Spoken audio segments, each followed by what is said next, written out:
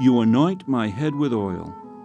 Now, this may not be a familiar expression for us today, but what it represents is easily understood, and it helps us realize how wonderfully gracious is this host who prepared the feast for us in the presence of our enemies, and how generously he lavishes his attention upon us.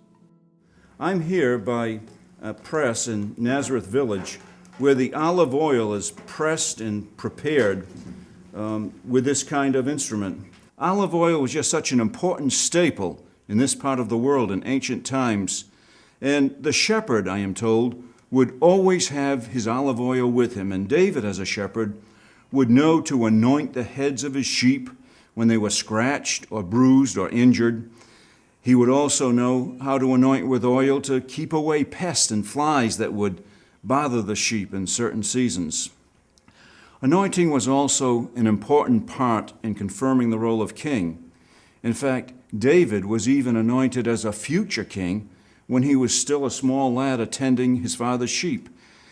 And in the New Testament, anointing is part of the ministry of healing. In James 5 it says, "Is any one of you sick? He should call the elders of the church to pray over him and anoint him with oil in the name of the Lord. And the prayer offered in faith will make the sick person well, and God will raise him up. If he has sinned, he will be forgiven." But anointing was also an important part of the attention paid to guests at a meal. On one occasion, Jesus responded to a judgmental religious leader at whose home he was dining when he pointed out, "You have neglected a basic courtesy. You did not anoint my head with oil, or you did not put oil on my head." And David knew well the great comfort and pleasure that would come from anointing with oil, because as a king, he'd be given the choicest oils. And David sees that in his walk with God, that the Lord himself anoints us with oil when we come to enjoy his feast.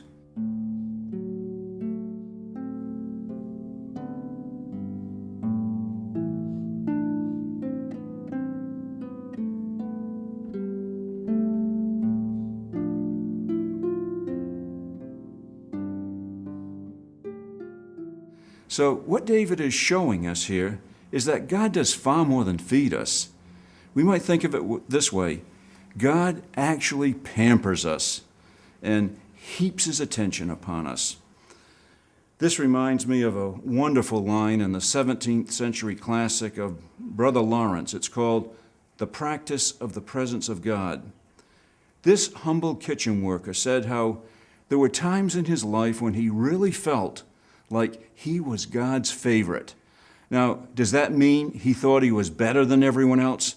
No, not at all. What he was saying is that he was so powerfully aware of the kindness and attention that God bestows upon his children. It's not that he was God's favorite, but he was made to feel as though he was. So this idea of anointing is just a striking picture of the heart that so vibrates with God that one experiences just how beyond all expectation is the affection and the goodness of God that is given to us.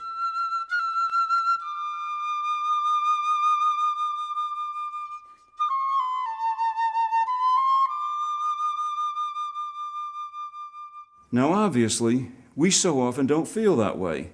We can easily wonder, if this is true, why don't I feel that kind of exhilaration? Why do I feel instead as if I've gotten the short and dirty end of the stick in life? I was once encouraged to go alone and deal with anger with God because I had cancer. After all, I was assured, one has a right to be mad at God for this rude interruption in our lives. But it seemed natural to me to look first at the good things in my life for which I could be thankful. And as I did that, one seemed to pile in on top of another in my mind, and in a matter of minutes, I was just flooded with gratitude.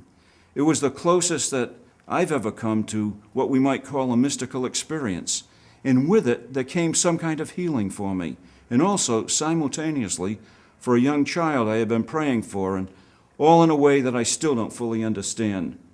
All I can say is that at that moment, I indeed felt as though the Lord had anointed my head with oil. Now, for me, it's important not to try to preserve such an event. There's a danger of making an experience more important than the Lord. But I extend that experience over and over in my life through what I call my joy book. This is a little mental exercise I've come up with. I go through the alphabet and I assign 2 very precious memories for which I'm profoundly grateful to each letter. There are 2 for A, 2 for B, 2 for C, and so on. Now, I'm a very impatient person, so when I find myself getting aggravated, stuck in traffic, or in a slow line, I jump into my mental joy book and fill my mind with these prompters for gratitude.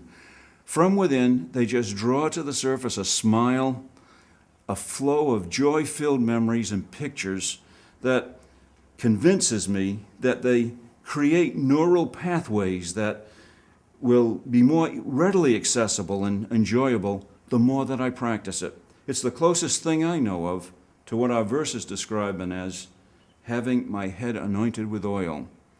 It's a kind of sheer delight that reminds how the attention of God is just lavished upon us day by day, and how gratitude is the way to grasp and extend it. So there's little surprise that that can lead to a kind of energy and ecstasy that bursts forth in the words, "My cup overflows." And that's our topic for next time.